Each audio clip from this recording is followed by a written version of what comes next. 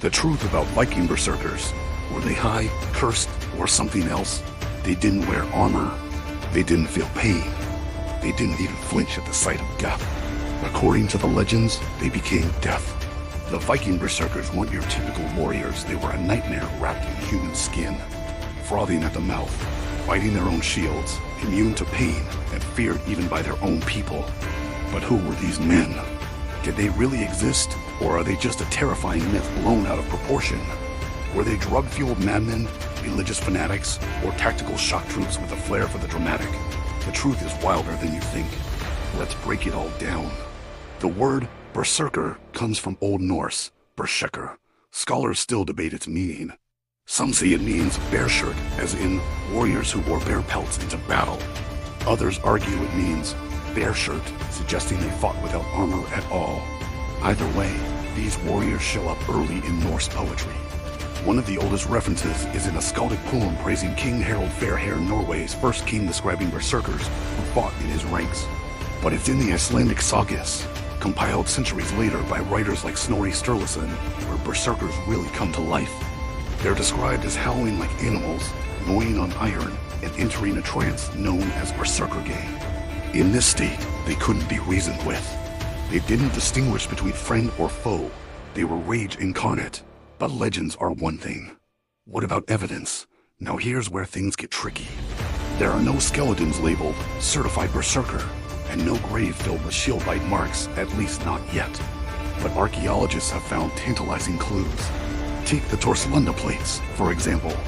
These 6th to 7th century bronze stamp molds from Sweden show a one-eyed figure likely Odin leading a warrior in a beast-like helmet. Scholars think it could be the earliest artistic reference to berserkers or Ulfhedr Volfcoat warriors. Then there's the Lewis chessmen, those iconic 12th century ivory chess pieces from Scotland. The rooks are biting their shields in a clear nod to berserker iconography. We've also found animal tooth amulets, bear claws, and even scraps of fur in Viking burials. While none of this screams, this guy went berserk, it suggests that animal symbolism and trance-like battle states were taken seriously. In short, no smoking axe, but a lot of circumstantial fire.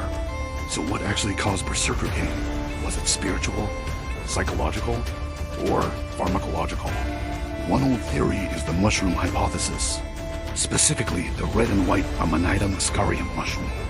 It is hallucinogenic and known to cause mania and convulsions, but the effects are unpredictable and don't align perfectly with berserker behavior.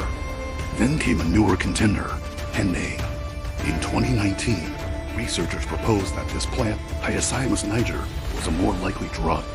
Henbane causes aggression, numbness to pain, increased heart rate, and even seizures. Plus, it grows in the same regions where berserkers were most common. And guess what? In 2024, archaeologists found henbane seeds stored in bone containers in graves from Northern Europe. Coincidence? Maybe not. Still, not everyone buys the drug angle.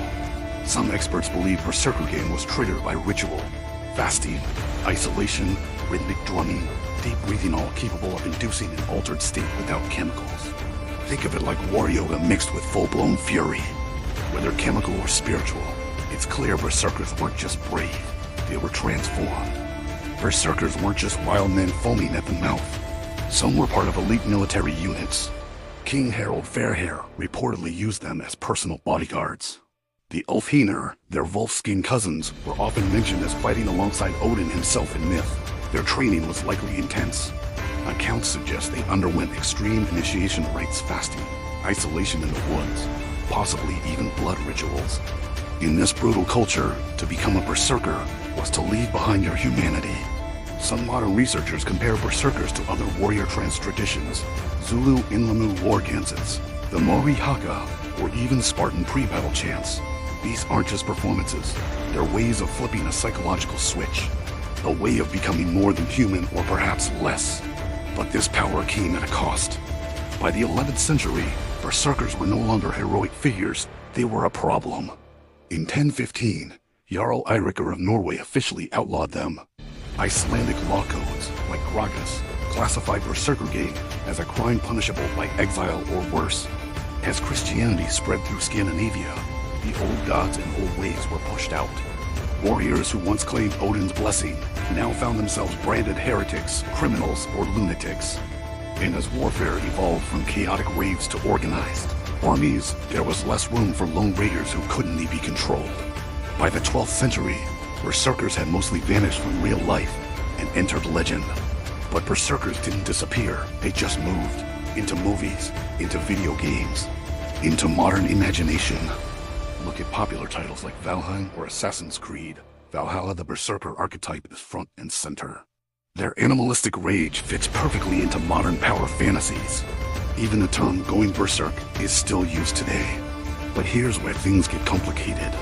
Some extremist groups, particularly in the West, have co-opted Viking imagery, including berserkers, to push dangerous ideologies. They paint Norse warriors as racially pure, hyper-masculine conquerors, but this version of history is pure fiction. Recent DNA studies show the Vikings were anything but homogeneous. They intermarried, traded, and absorbed cultures from across Europe and beyond. The real Vikings were multi-ethnic sailors, not a nationalist myth. So while the berserker is still a powerful symbol, it's one that should be understood, not blindly worshipped. So what are we left with? The berserkers were real, probably. Their legends are laced with exaggeration, but backed by art, law, and possible science. Whether they were high, hypnotized, or just hardened by war, one thing is certain, they left a mark so deep we still feel it over 1,000 years later. They weren't just warriors, they were warnings. They showed what happens when you let rage take the wheel, and whether that makes them terrifying, admirable, or tragic, well, that's up to you. Let us know in the comments. Were berserkers the ultimate warriors, or history's best marketed lunatics?